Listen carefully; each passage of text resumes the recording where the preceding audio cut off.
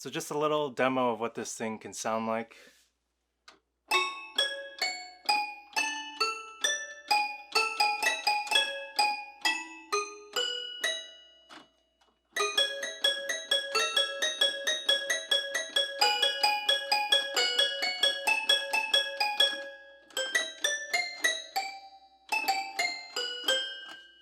Yeah, so let's get into it. Hey, what's up guys? Welcome to the channel. If you're new here, welcome. My name's Jeff and I do a lot of content around reselling. Right here beside me is a Schoenhut 25 key tabletop piano for kids, and we're gonna do a product review on it. A friend of mine was suggesting I try out this type of content, so I thought I'd give it a shot because I don't think there are a lot of people doing this type of stuff. So getting into the different variations that this company has, they've got the tabletop version, they have a baby grand version, and they also have an upright piano version. Um, Based on the different models, they offer different amount of keys. So the lowest that you can get is 18 keys. Then you have the 25 keys, which is right here. And then you have the 30 keys and the 37.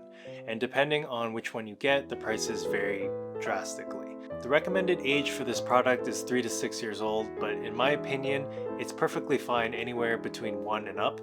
My daughter is 1.5 years old, and I leave this thing in her play area just against the wall, and it hasn't been damaged so far. It's been a couple weeks. So, I mean, as long as you're supervising them and you're making sure that they don't try and climb this thing, it's perfectly fine. So now let's talk about the things I really like about this piano. Number one, it looks great and it's an awesome toy to have. Number two, it's a real instrument. You push a button and it doesn't play an entire nursery rhyme like a lot of those cheap pianos out there for kids. I really hate those things. Number three, it's durable and it's built very simple. So I've taken a look at what this looks like inside, and there's not a whole bunch of mechanics and stuff going on underneath. It's pretty much just metal rods that go through the back for each note. And then you've got the piano keys that are really long, double the length of what you can see here, and they sit on a little lever, and you press the key, and on the other end there's like a hammer piece that hits the metal bars in the back, and that's how it makes sounds. So it's very simple. It's probably best because it's that basic, because when kids start, climbing this thing, knocking it over, wailing on the keyboard, it can handle children, and it is a kid's toy, so it needs to be able to do that. The fourth thing that I really like about this is the fact that it allows kids to be able to learn the fundamentals of piano, and it gives them everything that they need, as well as it helps them transition from this toy to a real keyboard or a real piano that you may want to invest in later on if they show interest.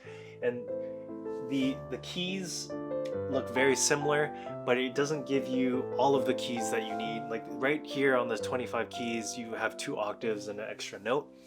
And it's perfect because it's not overwhelming for them. They can learn the fingerings that they need to learn. Not like they will, but you can. Like you can do scales on this. What I really like about it, you can only do one-handed scales for most of them, but for C major you can do 2 hands. So it'd be like this.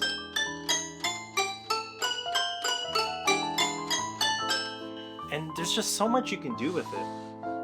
You can play songs. It's fun for adults and kids, right? So that's what I really like.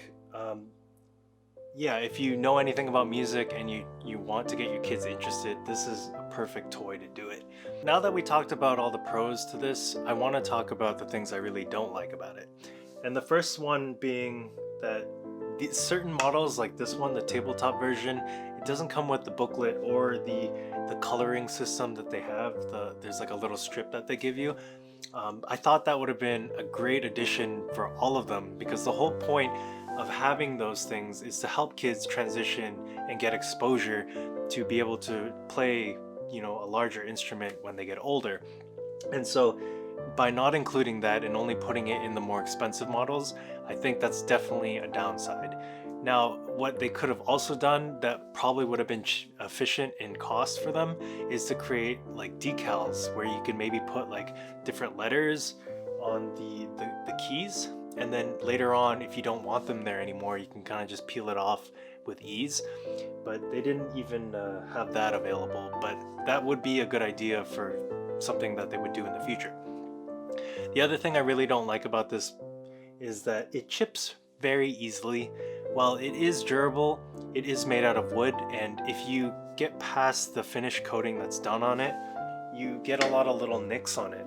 So if you can see right here, like this, there's a nick right here, and there's a couple down on this bottom area, and it really kind of takes away from the piano. I mean, while it's very minor, it would be nice if it did look great over the long period of time that it would last for. The last thing that I wanted to mention that's probably the biggest issue with this is the pricing. Retail pricing for 18 keys is $82. And then the one for 25 keys is $93. And this is all in Canadian dollars. I'm pretty sure if you were to buy this from their website, they would offer free shipping. But I mean, don't quote me on that.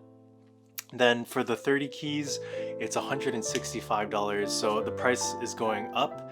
And then at 37 keys, you will basically be buying that for 250 Canadian before taxes. So it's really expensive. In my opinion, I would say the best bang for your buck is the 25 keys. 25 keys is everything that you need to kind of learn the fundamentals and be able to play some two-handed stuff without overwhelming the child with too many keys. So I think that'd be a great idea, especially because like when you start moving from the 25 key version to the 30 key version, you're only getting 5 extra keys, a booklet, and a bench for an additional $70, and that's a little bit pricey in my opinion, but I mean, all the pricing is very subjective, right? What I do recommend is that if you do want to buy this and it's kind of outside your price range, to try and find it somewhere on Facebook Marketplace or even like on eBay. So from what I've been able to do, I flipped one of these. I bought it in at $25 with a 20% coupon, so that's probably about 20 bucks, and I ended up selling it for about 50. You're most likely going to be able to pick something like this up between the $40 and $50 range. There are a few that tend to float around from what I've seen on Facebook Marketplace, and there are people who often sell this for $25, and someone was even crazy enough to put this thing for $5. And I was talking to them, and they said that 100 people messaged them in the 8 hours that it was listed for. So yeah, if you ever see anything that's under $25, in my opinion, it's definitely a steal of a price. Yeah, so as in terms of other types of pianos that are like this, the only other one that I know is a slightly cheaper version of this, made by Melissa and Doug. I think it retails $75 Canadian, but aside from that, I don't really know of any others that are very similar to it. So I thought it'd be useful if you guys knew how to check these type of items. If I were buying something like this off of someone else on Facebook Marketplace, I would make sure that, you know, all the keys are there, there's no major damage on the outside, and if the notes sound okay, because I'm sure that if this was really old, it could sound very detuned. So you do want to at least give like a quick check to each of the notes before you purchase it. And you could do a chromatic scale just to make sure all the notes sound good.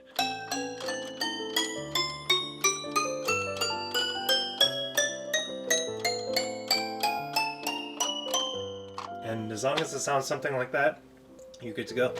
One other thing I wanted to mention is that if you are planning to buy like the 37 key or the higher end, you got to be very careful, because I feel like a lot of the stands for the booklet that it would come with will break very easily, and a lot of the benches, because they're very small, those will probably break easy. So in my opinion, if you're spending that much money, you might as well buy a real keyboard or piano for the child, because when you're spending $250 before taxes, yeah, it's basically buying like a brand new instrument, and you might as well just pay a little bit extra to be able to buy something that's a lot higher quality that would be able to last longer. So in conclusion, this is an excellent transition toy instrument for kids to be able to learn and get exposed to piano very young, so that if they show any sign of interest, that they can easily transition to a real keyboard or piano instrument that you may want to invest in later on, or maybe you already have one. But its layout is very similar to what a real piano would look like. It sounds great, it's durable. The big downfall is the pricing. So if you end up buying it new, maybe you want to think about reselling it afterwards or passing it on to some other kids that you may have, or some nieces and nephews. And yeah, if you can't afford the retail price, maybe consider buying it used off the secondary market, places like Facebook Marketplace, Kijiji. And yeah, do I recommend this? Hell yeah, I recommend this toy. This is the third one that I've gotten. So I flipped one of them to make some profit, and then I ended up buying two other ones that I saw for a really good price locally, and I'm planning to keep one for my daughter and gift away one to one of my nieces. So I'm behind this product all the way. I really like it. I'm glad I found something like this. And yeah, I hope you enjoyed the video. That's all I've got. If you liked it, hit a thumbs up. Feel free to leave a comment and subscribe if you're interested in more of this type of content. I'll see you guys later.